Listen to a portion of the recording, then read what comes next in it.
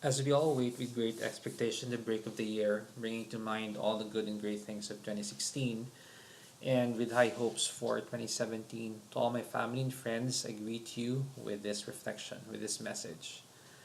Alex, one of my best friends, told me after I told him that for this year, for this New Year's Eve, I just wanted to either be with good friends that I really, really know, just chill, dine and drink, and toss some champagne at the break of the year to our hopes and dreams, or I just wanted to be by myself, alone.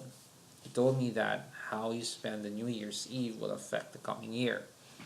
And I smirked in response.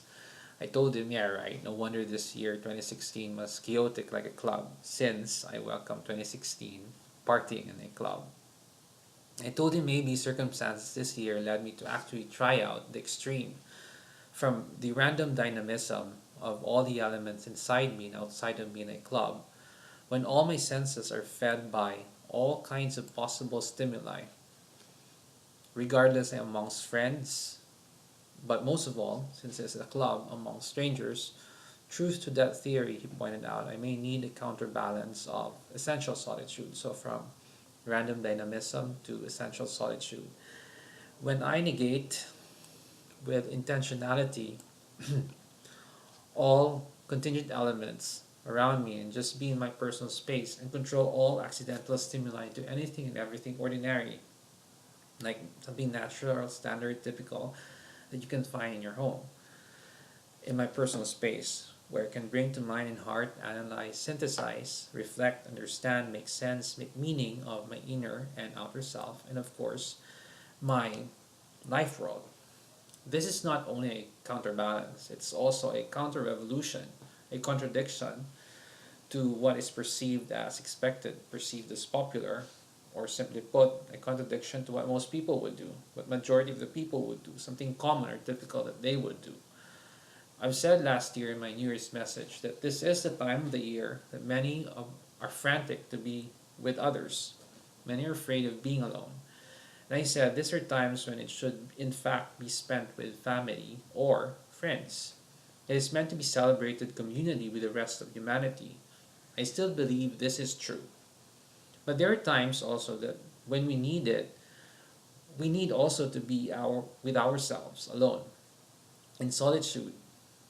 I know we can do this at our other times. I mean, we can be in solitude any other day of the year. But why on New Year's Eve? Well, one thing I know is man, even from long, long time ago in ancient times, celebrates or commences life events, life transitions on a certain threshold, be it time or place or moments. They never just do something special without a certain threshold. That is why there is a rite, a ritual, a ceremony to everything they do significant or meaningful. Nowadays, we have events like our birthdays, monthsaries, anniversaries, Christmas, and New Year as thresholds. Now you know why these events are very special for me, why it's a big deal for me. So it's not only that it sets a mark, it also gives value and meaning to what we do. So if I mean to simply put, check myself, how I'm doing and plan out my life for the next year, what better moment than threshold between 2016 and 2017? Given this as a counterbalance to the random dynamism of my new year last 2015, the whole of 2017 should prove Alex's theory, hoping that as I do it in essential solitude, everything will be as beautiful as the cosmos. So chaos and cosmos. And in my essential solitude, I cannot help bring to mind, heart, and spirit the significant moments, good and bad, that made 2016 special. I celebrate these good things and just the same, the bad things, because I have learned a lot from them. Regardless of how we celebrate New Year's Eve or the New Year, whether in random dynamism or essential solitude, again, random dynamism or essential solitude, I hope and pray that we make these moments a threshold to make sense of how we lived our lives in 2016 and how we will live our lives in 2017, to give meaning to our lives and to human life in general. And from these making sense or giving meaning to our lives, we may draw the good, the beautiful, what gives us joy.